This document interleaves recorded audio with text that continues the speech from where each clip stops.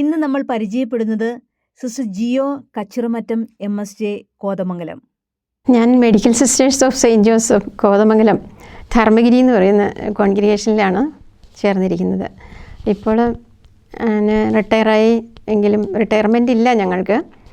Provincial ഹൗസിൽ ഇപ്പോൾ പ്രാർത്ഥനയിലും പറ്റാവുന്ന ജോലികളൊക്കെ ചെയ്ത് അങ്ങനെ കഴിയുകയാണ്. ഞങ്ങൾ 10 മക്കളും അച്ചാച്ചനും അമ്മച്ചിയും കൂടെയാണ് ജീവിതം. 5 ആണുങ്ങളും 5 പെണ്ണുങ്ങളുമാണ് ഉള്ളത്. അതിൽ 7ാമത്തെയാണ് ഞാൻ. എൻ്റെ മൂത്തത് 5 ആണുങ്ങളും ഏറ്റവും മൂത്തത് ഒരു ചേച്ചിയായിരുന്നു. ആണുങ്ങൾ കഴിഞ്ഞിട്ടുണ്ടായ ഒരു കുട്ടിയാണ് ഞാൻ, പെൺകുട്ടി. അപ്പോൾ എല്ലാവരും വളരെ പ്രതീക്ഷയോടെ സന്തോഷത്തോടും കൂടി കാത്തിരിക്കുമായിരുന്നു എൻ്റെ വരവ്. അങ്ങനെ നല്ല സന്തോഷത്തോടെയായിരുന്നു ഞങ്ങളുടെ ജീവിതം. ഏറ്റവും സന്തോഷം, എല്ലാവരും കൂടെ കൂടുമ്പോഴുള്ള ഒരു ബഹളവും ഒക്കെ ഞാനിപ്പോഴും ഓർക്കുന്നുണ്ട് കൊച്ചിലെ. ഞങ്ങൾ രാവിലെ എല്ലാവരും കൂടെ ഈ സ്കൂളിൽ പോക്കും പരിപാടികളും എല്ലാം ഉണ്ടായിരുന്നു. 7 മക്കളിൽ 7ാമത്തെ മകളാണെന്ന് ഞാൻ പറഞ്ഞല്ലോ. 7ാമത്തെ മകളെന്ന് പറഞ്ഞാൽ ചിൽഡ്രനിൽ ഞങ്ങൾ 10 മക്കളിൽ 7ാമത്തേതായിട്ടാണ് ഞാൻ. ഞങ്ങൾ 5 ആണുങ്ങളിൽ ഒരാൾ അച്ഛനാകാൻ പോയി, അടുക്കത്തെ ആൾ. പിന്നെ ബാക്കി എല്ലാവരും തന്നെ മാര്യേജ് കഴിഞ്ഞു. മാര്യേജ് എല്ലാം കഴിഞ്ഞ് എല്ലാവരും ഓരോരോ സ്ഥലങ്ങളിലാണ്. അതിൽ 5 പേരിപ്പം ഓൾറെഡി മരിച്ചുപോയി. 4 ആണുങ്ങളും ഒരു ചേച്ചിയും മരിച്ചു. അച്ചാച്ചനും അമ്മച്ചിയും നേരത്തെ മരിച്ചു. 30 വർഷങ്ങൾക്ക് മുമ്പ് അച്ചാച്ചൻ മരിച്ചു. 15 വർഷത്തിന് മുമ്പ് അമ്മച്ചിയും മരിച്ചു. പിന്നെ സഹോദരങ്ങളെല്ലാം ഇങ്ങനെ കുറച്ച് നാളുകളായിട്ട്. അച്ഛൻ മരിച്ചിട്ടിപ്പോൾ 2 വർഷമാകാൻ പോണു ഏപ്രിലിൽ. സന്യാസ ഞങ്ങളുടെ കുടുംബത്തിൽ 2 കുടുംബങ്ങളിലും, പ്രത്യേകമായിട്ട് കച്ചിറമറ്റം കുടുംബത്തിൽ 33 സിസ്റ്റേഴ്സും 17 അച്ഛന്മാരും എൻ്റെയൊക്കെ ചെറുപ്പത്തിൽ. അപ്പോൾ ഇവരെല്ലാം മാറി മാറി വീട്ടിലേക്ക് വരും. അച്ചാച്ചനും അമ്മച്ചി ഒരു സീനിയർ ആയിരുന്ന കാരണം അവരെ കാണാനും ഇതായിട്ട് ഞങ്ങളുടെ പല കുടുംബങ്ങളിലെ കച്ചിറ രാമപുരത്തായിരുന്നു ഞങ്ങൾ ആദ്യം താമസിച്ചുകൊണ്ടിരുന്നത്. അവിടുന്ന് മൂവാറ്റുപുഴയ്ക്ക് മാറിയപ്പം അവിടെ എല്ലാവരും ഇങ്ങനെ വിസിറ്റിന് വരും.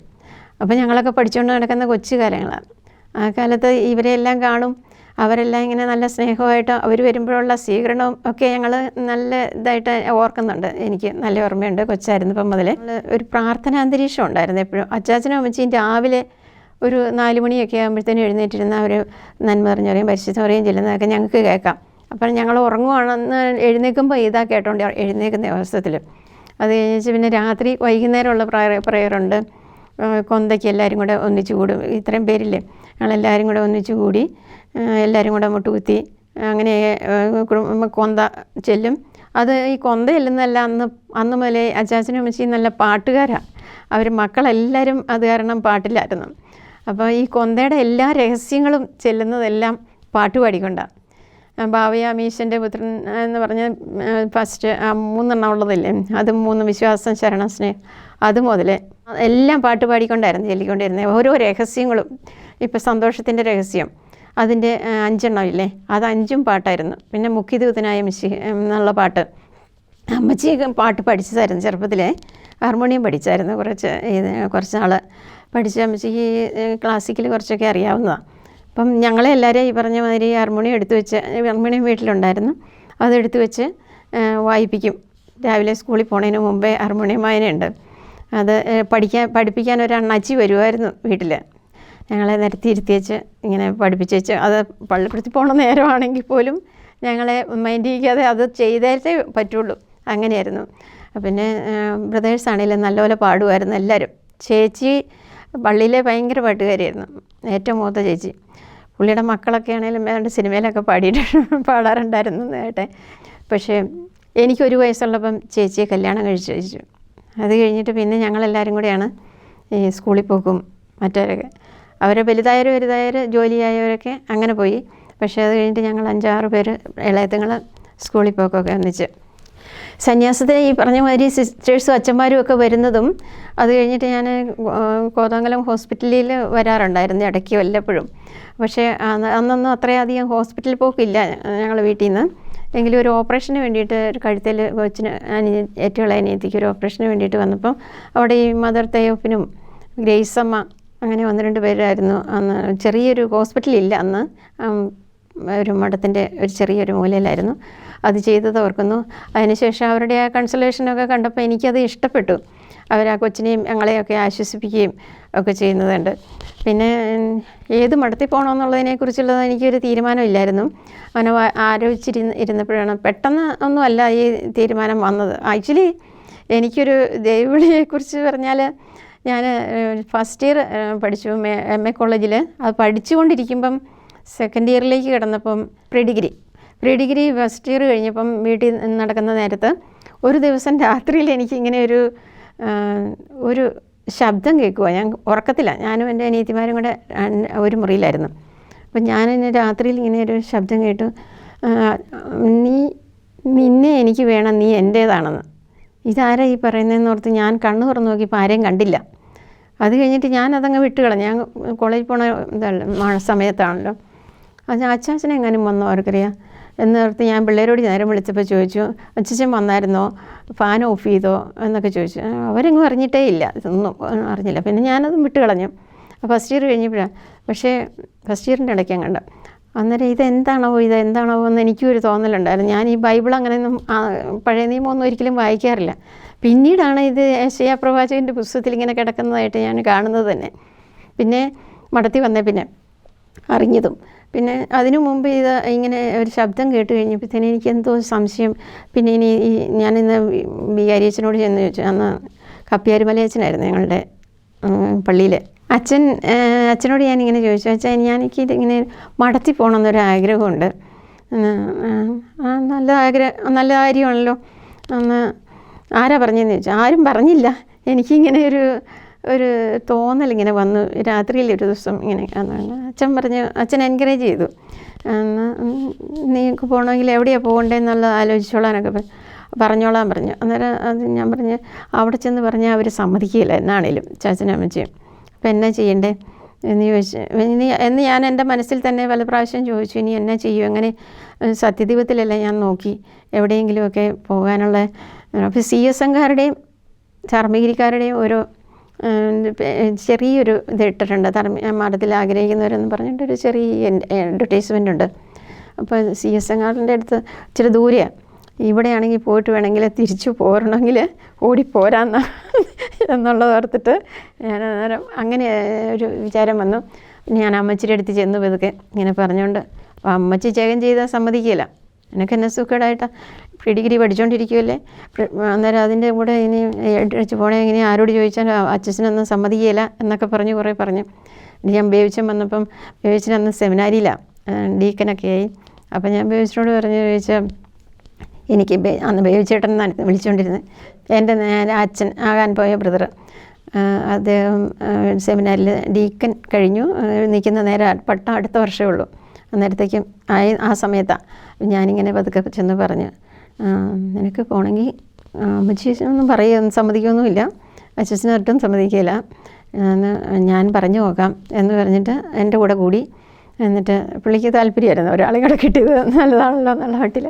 അന്നേരം ഞാൻ പറഞ്ഞു, അങ്ങനെയാണെങ്കിൽ ഒന്ന് ബേച്ചിലൊന്ന് പയ്യെ പറഞ്ഞു നോക്ക് എന്ന് പറഞ്ഞ് ഞാൻ കൂടി ചോദിപ്പിച്ച് കഴിഞ്ഞപ്പോഴത്തേനും പിന്നെ എന്നോട് പറഞ്ഞു, നീ മഠത്തിൽ പോവുകയാണെങ്കിൽ ഇന്ന മഠങ്ങൾ 2-3 മഠങ്ങളുടെ പേര് പറഞ്ഞിട്ട് പറഞ്ഞു. പുള്ളിക്ക് അത്ര നാളത്തെ എക്സ്പീരിയൻസ് ഉണ്ട്.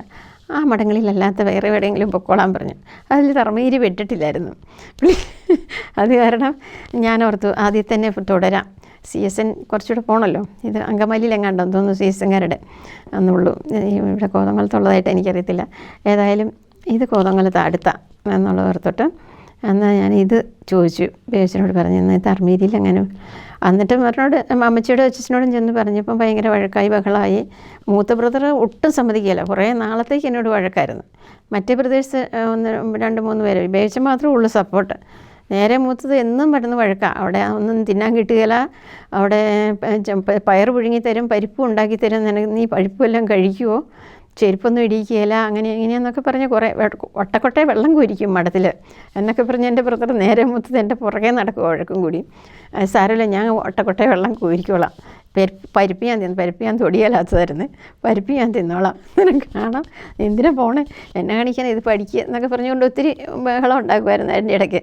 അന്നേരം എന്നാലും എനിക്ക് എൻ്റെ മനസ്സിൽ എപ്പോഴും ഇങ്ങനെയൊരു ചിന്ത, ഇത് ഒന്ന് പോകണം, ഒന്ന് പോയി നോക്കാം, എങ്ങനെയാണേലും പറ്റുമായിരിക്കും എന്നൊക്കെ ഓർത്ത്. പിന്നെ ഞാൻ ഈശോയോട് ഇങ്ങനെ പ്രാർത്ഥിക്കുന്നുണ്ടായിരുന്നു. അന്നേരം ഇത്രയും അങ്ങനെ തീക്ഷ്ണമായിട്ടുള്ളതല്ല, എന്നാ ചെയ്യേണ്ടതെന്ന് എന്നോടും ഈശോയോടുമായിട്ട് ചോദിച്ചുകൊണ്ടൊക്കെ നടക്കും. അപ്പം അങ്ങനെ ഒരു ദിവസം എന്നെ നിർബന്ധത്തിന് വഴങ്ങി ഫസ്റ്റ് ഇയർ കഴിഞ്ഞ് നിൽക്കുന്ന ആ സമയത്ത് അച്ചാച്ചനും അമ്മച്ചിയും കൂടെ എന്നെ ധർമ്മഗിരി കൊണ്ടുവന്നു.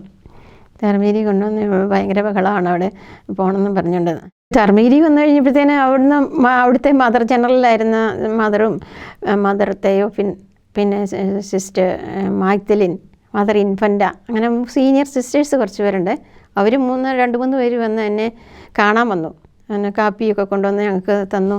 അതെല്ലാം കഴിഞ്ഞിട്ട് എന്നോട് കുറേ പറഞ്ഞു, മോള് ഇപ്പം പ്രീ ഡിഗ്രി പഠിക്കുമല്ലേ, അത് കഴിഞ്ഞിട്ട് തീർത്തിട്ട് വാ.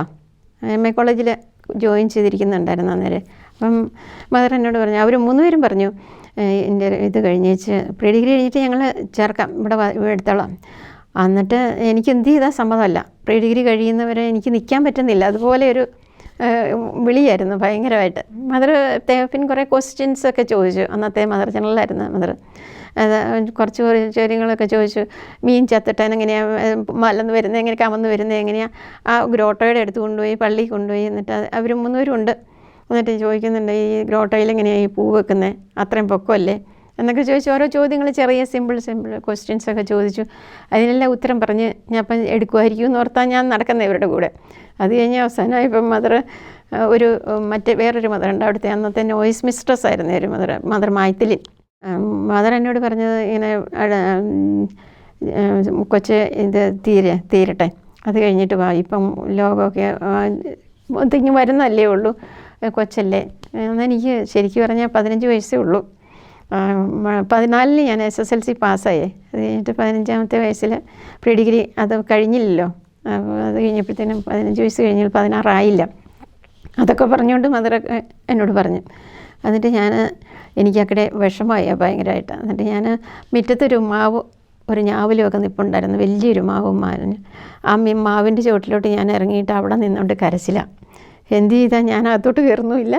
അപ്പം എന്നിട്ട് പിന്നെ വേറെ കുറേ ഇറങ്ങി വന്ന് ചോദിച്ചു, എന്നെ പറ്റി മോളെ, എനിക്കിവിടെ കൂടണം ചേരണം എന്നൊക്കെ പറഞ്ഞുകൊണ്ട് ഇങ്ങനെ പറഞ്ഞപ്പം അവർ പറഞ്ഞ്, എന്നാൽ ചേട്ടാ ഈ മോളെ ഇങ്ങോട്ട് വിട്ടേരേ, കൊച്ചിനെ ഞങ്ങൾ നോക്കിക്കോളാം ബാക്കി എന്ന് പറഞ്ഞു. അന്നേരം എനിക്കൊരു ആശ്വാസമായി. അല്ലെങ്കിൽ അമ്മച്ചേച്ചന് ജഗം ചെയ്താൽ സമ്മതിക്കുകയില്ല, വിടുകയില്ല എന്നെനിക്കറിയാം. അപ്പോൾ ഞാൻ അതിനായിരുന്നു സങ്കടം വന്ന് കരഞ്ഞു പോയത്. അത് കഴിഞ്ഞപ്പം വിളിച്ച് അകത്ത് കയറ്റിക്കൊണ്ടുവന്ന് കാപ്പിയൊക്കെ ബാക്കിയും കുടിപ്പിച്ച് വിട്ടു. അപ്പം എന്നാ വരണ്ടേ എന്നുള്ളത് ഇൻ്റർവ്യൂ പോലെ കഴിഞ്ഞല്ലോ. അപ്പം ജൂൺ മാസത്തിലാണ് അവിടെ അന്ന് കുട്ടികളൊക്കെ കാൻഡിഡേറ്റ്സ് വരുന്ന ദിവസം, ജൂൺ 15-ാം തീയതി. എനിക്ക് കോളേജ് തുറക്കുന്നത് ജൂൺ 16-ന് സെക്കൻഡ് ഇയറിൽ. അപ്പോൾ അതിന് മുമ്പേ ഞാൻ പോന്നേക്കാം, അല്ലെങ്കിൽ എല്ലാവരും പുറകെ അന്വേഷിച്ച് വരുമല്ലോ, കോളേജിൽ നിന്നാണേലും അന്വേഷണം വരികയല്ലേ. ഇങ്ങനെ പോയി എന്ന് പറയാമല്ലോ. പിന്നെ ആരോടും പറഞ്ഞൊന്നുമില്ല, വേറെ വീട്ടിൽ മാത്രമേ ഇങ്ങനെ പറഞ്ഞു, കൂട്ടുകാരോട് പോലും അങ്ങനെ പറഞ്ഞില്ല. അങ്ങനെ ഞാൻ നോക്കാനേ പറ്റുള്ളൂ, നമുക്കത് കഴിഞ്ഞിട്ട് എങ്ങനെയാണെന്ന് അറിയത്തില്ലല്ലോ, ഈ മഠം എങ്ങനെയാണെന്നുള്ളത്, മഠം എന്താണെന്നും അറിയത്തില്ലാത്ത ഒരവസ്ഥ. അങ്ങനെ വന്നു, കോൺവെൻറ്റിൽ വന്ന് 15-ാം തീയതി രാവിലെ, അന്ന് എല്ലാവരും വരുന്ന ഒരു ദിവസമാണ് പറഞ്ഞു വിടുന്നത്. അപ്പം ഞങ്ങളുടെ ബാച്ചിൽ 15 പേരുണ്ട്. ഏറ്റവും ആദ്യം വന്നത് ഞാനാണ്. 8:30 മണിയായപ്പോഴത്തേനും ഞങ്ങളുടെ വണ്ടി വന്നു. ഞാനും വീട്ടുകാരെല്ലാവരും ഉണ്ട്, വണ്ടിയിൽ നിറച്ച ആൾക്കാരുമായിട്ട് വീട്ടിൽ തിരിച്ച് വന്ന ഉടനെ അവരിങ്ങനെ നോക്കി നിൽക്കുന്നുണ്ട്. ലൂക്ക അമ്മയൊക്കെയാണ്, ഒരു സിസ്റ്റർ ഉണ്ടായിരുന്നു കിച്ചണിലുള്ള, ആ സിസ്റ്ററൊക്കെ ആയിട്ട് എല്ലാവരും ഉണ്ട്. കുറേ പേരിങ്ങനെ സിസ്റ്റർ ഇനി അസംര എന്ന് പറഞ്ഞ് കുറേ സീനിയർ സിസ്റ്റേഴ്സ് ഉണ്ട്. അവരെല്ലാം ഇങ്ങനെ നോക്കി നിൽക്കുമ്പോഴാണ് ഞങ്ങൾ വരുന്നത്. ആദ്യമായിട്ട് ഈ കൊച്ചു വന്നു എന്ന് പറഞ്ഞു. അത് കഴിഞ്ഞ് പിന്നെ ഓരോരുത്തരും 8:45, 9, 9:30 എന്ന് പറഞ്ഞാൽ എല്ലാവരും എടുത്തെടുത്ത് ഉള്ളൊരു വരിക. അങ്ങനെ ഞങ്ങൾ 15 പേര് വന്നു. ആസ്പിരൻസിൽ നല്ലൊരു ഫോർമേഷനായിരുന്നു. ഒത്തിരി പേരുണ്ടല്ലോ. കോളേജ് കുറച്ച് ദൂരെയായിരുന്നു ഞങ്ങളുടെ വീട്ടിൽ നിന്ന്. അധികം പേരെ കണ്ടില്ല, പക്ഷേ കുറച്ച് പേരെ കണ്ടു. നീ എന്തിനാ ഇങ്ങനെ പോണേ, എന്നെ കാണിക്കാനായി ഈ ജീവിതം പാഴാക്കുന്നേ എന്നൊക്കെ ചോദിച്ച് കുറേ കൂട്ടുകാരൊക്കെ അങ്ങനെ ചോദിക്കുന്നുണ്ടായിരുന്നു. ബോയ്സും ഗേൾസും ഒക്കെ അങ്ങനെ കണ്ടവരൊക്കെ സ്കൂളിൽ പള്ളിയിൽ ഒക്കെ പോകുന്ന വഴിക്കൊക്കെ അവരിങ്ങനെ ചോദിക്കുന്നുണ്ട്, വേറെ ജോലിയൊന്നും ഇല്ലാഞ്ഞിട്ടാണ് മഠത്തിൽ പോണേ, അങ്ങനെ പോകരുത്, അങ്ങനെ പോകണ്ടെന്നൊക്കെ പറഞ്ഞ് ഒത്തിരി പേര് ഡിസ്കറേജ് ചെയ്തു. അത് ഞാനൊന്ന് പോയി നോക്കാം എന്നും പറഞ്ഞുകൊണ്ട് ഞാൻ തിരിച്ചു വരുന്നത്. അവധിക്ക് ചെല്ലുമ്പോഴേ കാണുമല്ലോ, അന്നേരത്തെ അവസ്ഥയത്. അങ്ങനെയൊക്കെ ചോദിക്കുമായിരുന്നു. മഠത്തിൽ വന്നു കഴിഞ്ഞപ്പം കുറേ ബുദ്ധിമുട്ടുകളൊക്കെ ഉണ്ടായിരുന്നു. കാരണം ഞാനൊരു ദിവസം ഞാൻ ഓർക്കുന്നു, ആസ്പിരൻസിയിൽ രാവിലെ ഞങ്ങൾ ഭക്ഷണം കഴിക്കുമ്പം രാവിലെ മെയിൻ ഭക്ഷണം കഴിക്കും. അത് 7:30-ക്കൊന്നും ഞങ്ങൾ കഴിക്കാറില്ല. മഠത്തിൽ വന്നപ്പോൾ മണിയടിക്കുന്നു. മണിയടിച്ചിട്ട് 7:30-ക്ക് എന്താണ്ടോ ഒക്കെ കഴിച്ചു. ഭക്ഷണം കഴിച്ച് കഴിഞ്ഞപ്പോഴത്തേനും പിന്നെ ഞങ്ങൾ പുറത്തൊക്കെ പണികളൊക്കെ ഉണ്ടാക്കുക, തോട്ടത്തിലൊക്കെ പണിക്ക് പോകും, അല്ലെങ്കിൽ മറ്റേ പുറമേയുള്ള കൃഷിക്കൊക്കെ ആയിട്ട് പോകുന്നുണ്ട് വേറെ. അങ്ങനെ ചാമയോ അതുകൊണ്ടൊക്കെയുള്ള പരിപാടികളുണ്ട്. പിന്നെ ഓരോരുത്തർക്കും ഓരോ ഡ്യൂട്ടിയൊക്കെ ഇട്ടിട്ടുണ്ട്. അങ്ങനെയൊക്കെ കഴിഞ്ഞ് അതിൻ്റെ ഇടയ്ക്ക് പിന്നെ ഞാൻ ഓർത്തു, എൻ്റെ ആദ്യകാലങ്ങളിൽ 7:30 മണിക്കൊരു കാപ്പി തരും. അതങ്ങനെ അത്രയും കുടിക്കാൻ പറ്റുന്നില്ല. കാരണം 10 മണിക്കൊരു ഭക്ഷണം എന്നാണേലും കിട്ടും, ഇതിനേക്കാളും മെച്ചപ്പെട്ടതെന്നോർത്ത് ആ നാളുകളിലൊക്കെ ഞാൻ വിഷമിച്ചിട്ടുണ്ട്. അന്നെന്ന് പറഞ്ഞാൽ എനിക്ക് രാവിലെ അധികം കഴിക്കത്തില്ല ആ 7:30 മണിക്ക്. എന്നാലും ഉച്ചയ്ക്ക് അതിന് മുമ്പ് അത് കഴിഞ്ഞിട്ട് ഒരു 10 മണിയാകുമ്പോഴത്തേനും നല്ലപോലെ വിശന്ന് വിറയ്ക്കും. ഇപ്പോൾ ഒന്നും കിട്ടുകയില്ലെന്ന് എനിക്കറിയത്തില്ല, എന്തെങ്കിലും കിട്ടും എന്നൊരു ചിന്തയായിരുന്നു ആദ്യമൊക്കെ. പിന്നെ അന്നേരം ഒരു കപ്പ് കാപ്പി തരും. ആ കാപ്പിയും കൊണ്ട് പിന്നെ പോവുക. പിന്നെ 12:30-ക്ക് കിട്ടും. അതാണ് പിന്നെയുള്ള ആശ്വാസം ഉണ്ടായിരുന്നത്. അങ്ങനെ അതൊരു വലിയൊരു വിഷമമായിരുന്നു ആദ്യകാലങ്ങളിൽ എന്ന് പറഞ്ഞാൽ കുറച്ച് നാളത്തേക്ക്. നല്ല വിശപ്പും ഒക്കെ ഉണ്ടായിരുന്ന പ്രായമായിരുന്നല്ലോ. അന്നേരം ആദ്യത്തെ ആ ഭക്ഷണം ബ്രേക്ക്ഫാസ്റ്റ് പക്ഷേ അന്ന് അത്രയും കഴിക്കത്തുമില്ല. ഈ അപ്പമോ അല്ലെങ്കിൽ പുട്ടോ ഇഡ്ഡലിയോ അങ്ങനത്തെ കാര്യങ്ങളൊക്കെ ആയിരുന്നു, അതിനോടുള്ള ഒരു കറിയും. അത് കുറച്ച് കഴിച്ചിട്ട് പിന്നെ കിട്ടുമല്ലോ എന്ന് പറഞ്ഞിരുന്ന നാളുകൾ ഞാൻ ഓർക്കുമായിരുന്നു. 16 വയസ്സിൽ വന്നല്ലോ. ഒരു 6 മാസത്തേക്ക് ഞങ്ങൾക്ക് ആസ്പിരൻസി ആയിരുന്നു അന്ന്. ആസ്പിരൻസി എന്ന് പറഞ്ഞാൽ ആദ്യത്തെ ട്രെയിനിങ്, അത് 6 മാസം ഉണ്ടായിരുന്നല്ലോ.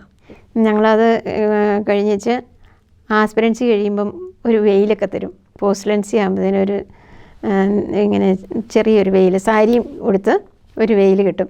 തലമുണ്ട് കെട്ടിക്കൊണ്ടാണ് പിന്നെ 6 മാസം. അതിന് ഇവിടെ ഒരു ബ്ലൂ കളറുള്ള ഒരു റിബൺ പോലെ അതുകൊണ്ട് വെച്ചിട്ടുണ്ട്. അതും വെച്ചുകൊണ്ട് ഹോസ്റ്റലുണ്ടായി.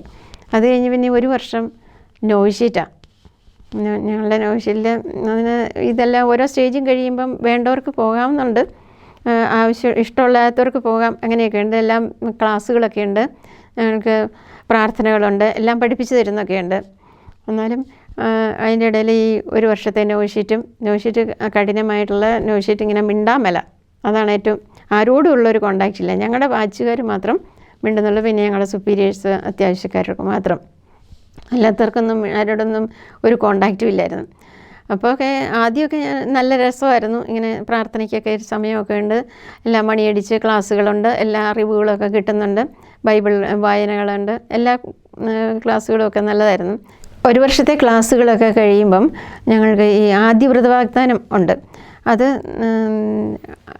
അതും ഉടുപ്പും ഒന്നിച്ചാണ് ഒരു ദിവസമായിരിക്കും. അതൊരു വലിയ ഫങ്ഷനാണ്. വീട്ടിൽ നിന്നൊക്കെ എല്ലാവരും എല്ലാം വിളിച്ച് അവരെയൊക്കെ വിളിച്ചൊരു കല്യാണം പോലെ ഞങ്ങൾ ആഘോഷമായിട്ടായിരുന്നു നടത്തുന്നത്. അന്ന് നമ്മളെ തന്നെ ത്യജിച്ച് പോകുന്നതിൻ്റെ പാട്ടുകളൊക്കെ ആണെങ്കിലും നമ്മളെ തന്നെ എല്ലാം ഈശോയ്ക്ക് വിട്ടുകൊടുത്ത് സമർപ്പിക്കുന്ന ഒരു അവസ്ഥയാണത്. അന്നും നല്ല സന്തോഷത്തിൻ്റെ ഒരു അവസ്ഥയാണ്. പിന്നെ അന്ന് ഈ മാലയും നമ്മളിട്ടിരിക്കുന്ന എല്ലാ സാധനങ്ങളൊക്കെ ഊരി വീട്ടുകാർക്ക് കൊടുക്കും. അത് ഞങ്ങളുടെ ബാച്ചായപ്പോൾ അത് വേണ്ടെന്ന് വെച്ചു. അതിന് മുമ്പ് വരെയും അവർ കൊടുക്കുന്നതൊക്കെ ഞാൻ കണ്ടിട്ടുണ്ട്. എല്ലാം ഇട്ടുകൊണ്ട് കെട്ടിക്കുന്ന പെണ്ണുങ്ങളെ കല്യാണത്തിന് വരുന്ന പോലെ തന്നെ ഞങ്ങൾ മുടിയൊക്കെ വെച്ച് നെറ്റും മുടിയൊക്കെ വെച്ചുകൊണ്ടാണ് വരുന്നത്. അങ്ങനെ വന്ന് പ്രൊസഷനായിട്ട് ഇങ്ങനെ പോകും പള്ളിയിലോട്ട്. അപ്പോൾ അതിൻ്റെ ഇടയ്ക്ക് അപ്പനും അമ്മയും 2 വശത്തും ഉണ്ടാവും. പിന്നെ വീട്ടുകാരെല്ലാം തിങ്ങി നിറഞ്ഞ് മറ്റങ്ങളിലെല്ലാം ഉണ്ടായിരിക്കും, വീട്ടുകാർ എല്ലാവരുടെയും. അങ്ങനെ മുന്നോട്ട് പോകും. അത് കഴിഞ്ഞ് ഇതെല്ലാം ത്യജിച്ച് ഈശോയ്ക്കായിട്ട് മുഴുവൻ കൊടുക്കുന്ന സമ്പൂർണ്ണ സമർപ്പണമാണ് അവിടെ നടക്കുന്നത്. അത് കൊടുക്കുന്ന ഒരു ദിവസമാണ്. അത് പിതാവ് വന്നിട്ട് പിതാവിൻ്റെ സാന്നിധ്യത്തിൽ അച്ഛന്മാർ ഒരുപാട് പേരൊക്കെ ഉണ്ടാവും, വീട്ടുകാരും നാട്ടുകാരും എല്ലാം വന്ന് അങ്ങനെ ഒരു ആഘോഷമായിട്ടുള്ള പരിപാടിയാണത്. അതോടുകൂടി നമ്മൾ സഭയുടെ അംഗമായി തീരുക. മദർ നമ്മളെ സ്വീകരിക്കുന്നു അങ്ങനെ കോൺഗ്രിഗേഷനിലേക്ക്. പിന്നെ അവിടെ ആയിത്തീരും. അതിനിടയിൽ നോയ്ഷീറ്റിൽ വെച്ച് മദർ എന്നോടൊരിക്കൽ ചോദിച്ചു, കൊച്ചേ, ഇത്രയും ചെറുപ്പത്തിൽ ഇങ്ങനെ മഠത്തിലേക്ക് പോരുന്നതിന് ഒന്നുകൂടെ ഒന്ന് കുറച്ചുകൂടെ കഴിഞ്ഞിട്ട് വേണമെന്ന് ആഗ്രഹിക്കുന്നുണ്ടോ എന്ന് ചോദിച്ചു. ഒരു ദിവസം പ്ലേ ഗ്രൗണ്ടിൽ പോയപ്പോൾ എല്ലാവരും കളിച്ചുകൊണ്ടിരിക്കും, അവിടെ ഞാനും മദറും തന്നെയായിപ്പം എന്നോട് ചോദിച്ചു, സാരമില്ല, കൊച്ചു റേസ്യയൊക്കെ ചെറുപ്പത്തിലേ അല്ലേ പാടത്തിൽ പോകുന്നത്. അപ്പം എനിക്കിങ്ങനെ എന്തും അതിനൊരു ഉത്തരം ഞാൻ പറഞ്ഞില്ല. മദറിനോട് ഇങ്ങനെ പറഞ്ഞുകൊണ്ടിരിക്കുക മദറിനോട്. അപ്പോൾ ഇങ്ങനെ പറഞ്ഞ്, അപ്പോൾ ശരിയാ, കൊച്ചു റേസ്യ പുണ്യവതി അങ്ങനെയാണ്, എനിക്കൊരു പുണ്യവതിയാകണം എന്നൊരു ചിന്ത പണ്ട് മുതലേ എനിക്കുണ്ടായിരുന്നു. കൊച്ചിലേ മുതലേ എനിക്കൊരു ആഗ്രഹം ഉണ്ടായിരുന്നു, ഒരു സിസ്റ്ററാകണം എന്നല്ല, ഒരു പുണ്യവതിയാകണം, കൊച്ചു റേസ്യയെ പോലെ അല്ലെങ്കിൽ വിശുദ്ധരെ പോലെയൊക്കെ. അന്ന് കൊച്ചു റേസ്യ പുണ്യവതിയൊക്കെ അറിയത്തുള്ളായിരുന്നു, മാതാവും. അങ്ങനെ അന്ന് അവരെ പോലെ ഒരു പുണ്യവതി ആകണം എന്നൊരാഗ്രഹം ഉണ്ടായിരുന്നു കുഞ്ഞുനാളിൽ. പിന്നെ ഈ അച്ഛന്മാരൊക്കെ വരുന്നവരും ഞാൻ പറഞ്ഞല്ലോ, വീട്ടിൽ വരുന്നവരൊക്കെ ഇങ്ങനെ ഓരോന്ന്, ഇവിടെ ഒരു മഠത്തിൽ പോകുന്ന തോന്നുന്നേ എന്നൊക്കെ പറയും. അന്നന്ന് സിസ്റ്റേഴ്സും പറയും. പിന്നെ CMC-കാരാണെങ്കിൽ പറയുന്നത്, ഞാൻ പഠിച്ചുകൊണ്ടിരുന്ന സ്കൂളാണ്, ഇവർ ഞങ്ങളുടെ പിള്ളേരാണ് 3 പേരും. ഞങ്ങൾ 3 പേരും കൂടി ആയിരുന്നു സ്കൂളിൽ പോണേ. അവർ 3 ഞങ്ങളുടെ കൂട്ടത്തിലുള്ളതാണ്, ഞങ്ങളിവിടെ വരാനുള്ളതാണ് എന്ന് പറയും. ഏതായാലും ഇവിടെ കൊണ്ടുവന്നാണ് തമ്പുരാനാക്കിയത്, തമ്പുരാൻ തന്നെ കൊണ്ടുവന്നാണെന്ന് എനിക്ക് പൂർണ്ണ വിശ്വാസമുണ്ട്. അതുപോലെ വെസ്റ്റേഷൻ കഴിഞ്ഞ് കുറച്ച് നാൾ കഴിഞ്ഞപ്പോഴത്തേനും ഒരു മോൺസിഞ്ഞോർ ഉണ്ടായിരുന്നു, വെള്ളാങ്കൽ മോൺസിഞ്ഞോർ ഒരു ദിവസം വഴിയിൽ വെച്ച് എന്നെ കണ്ടപ്പം, എന്താ കുഞ്ഞെ ഇത്ര ചെറുപ്പത്തിലേ വന്ന് ചേർന്നത്?